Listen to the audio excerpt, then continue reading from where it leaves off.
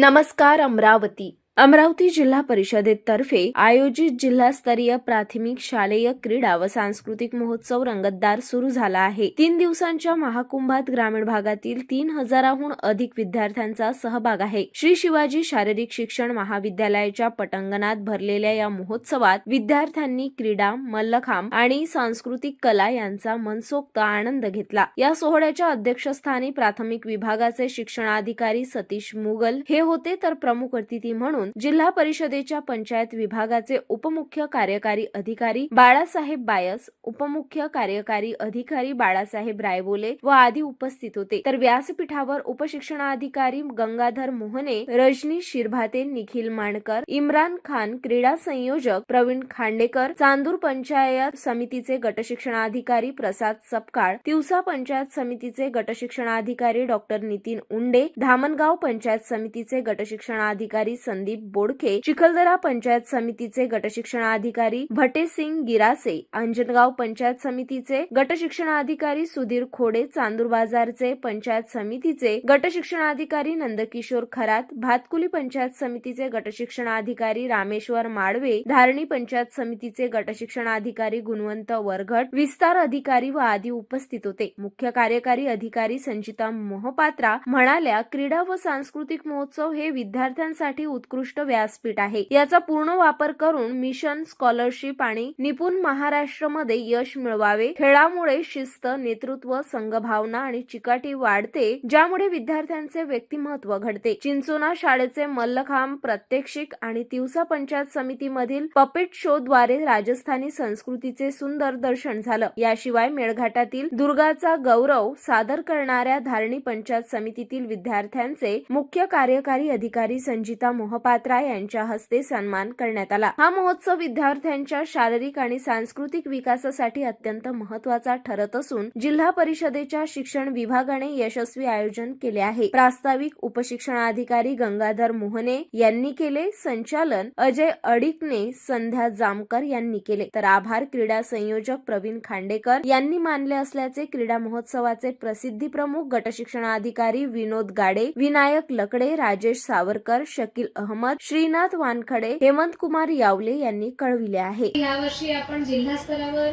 स्नेहसंमेलन सोबत क्रीडा महोत्सव आणि सांस्कृतिक महोत्सव दोन्ही अरेंज केलेले आहे। या वर्षाचा अनुभव बघून की मॅनेज करता येते किंवा नाही, मुलांचा रिस्पॉन्स कसा आहे, शिक्षकांचा रिस्पॉन्स कसा आहे आणि ह्यामध्ये 3 दिवसामध्ये मॅनेज होते की नाही ते बघून आपण पुढच्या वर्षासाठी अजून चांगला प्लॅन करूया। प्रत्येक वर्षी ह्या जे महोत्सव तुम्ही 3 दिवसाच्या 2 दिवसाच्या जिल्हा स्तरावर आयोजन करतात त्यामध्ये काहीतरी नाविन्यपूर्ण असायला पाहिजे, नसेल तर हे परत तुमच्या रुटीन कामासारखं होऊन जाणार की जसं आम्ही 9 ते 5 शाळेला जातो आणि शाळामध्ये जे कामं करतो, तर क्रीडा महोत्सव पण असं एक काम आहे। हे कामं न होतं हे 3 दिवस तुम्ही सर्वांच्या मध्ये विचारचे आदान प्रदान व्हायला पाहिजे। मला वाटते तरी शाळामध्ये मी विचारते की ते एक तालुक्याच्या शाळा त्याच तालुक्याच्या जे सर्वाधिक चांगल्या शाळा आहेत तिथे पण भेटीसाठी जात नाही। तुम्ही सहल काढतात तरी खूप लांब लांबचे सहल काढतात, सहल काढताना तालुक्यामध्ये जेवढे शाळा आहेत त्यामध्ये मुलांना तरी एक दुसऱ्यासोबत भेट घालून द्या, सो दॅट त्यांच्यामध्ये पण एक चर्चा होतील, शिक्षकांमध्ये चर्चा होतील। शिक्षकांचं तरी शिक्षण परिषद असते पण मुलांचे काही मुलांची परिषद नसते मला वाटते, तर ते मुलांच्या परिषद सारखं पण तुम्हाला एक काहीतरी नियोजन करायला पाहिजे।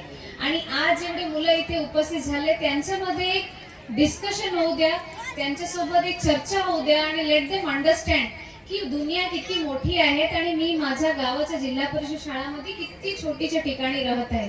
जितका जास्त मुलांचे एक्सपोजर होणार त्यांचे तेवढे जास्त ज्ञानवर्धन होणार।